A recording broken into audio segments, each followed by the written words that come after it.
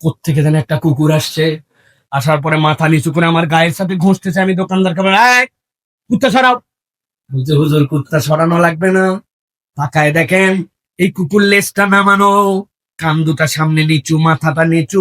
ও আপনাকে ডিস্টার্ব করতেছে না, আপনার কাছে এসে মাথাটা ঝুঁকায় ঝুঁকায়। গতকালকে আপনি তারা যে বিস্কুট খাওয়াইছিলেন, ওইটার কৃতজ্ঞতায় আপনি যে সেই লোক, অনেক লোক চা খাইছে, কারো কাছে আসে নাই, আপনার কাছে কৃতজ্ঞতা জানানোর জন্য আসছে। জিজ্ঞাসা করে বড় লেখার ভাইয়েরা উত্তর দেয়, গতকালকে কি আমি কুকুরকে বিস্কুট খাওয়াইছিলাম নাকি পড়ে গেছিল? পড়ে যাওয়া বিস্কুট খাইয়ে 24 ঘন্টা পরে কুকুর কৃতজ্ঞতা জানায়।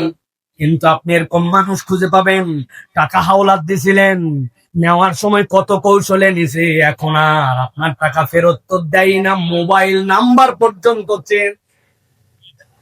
তার বাচ্চার বিপদের সময় আপনি আগে আসছিলেন, তারে কেমনে ধাক্কায় একটু সামনে নেওয়া যায় আপনার চেষ্টা ছিল, তার পিছনে আপনার অনেক অবদান ছিল।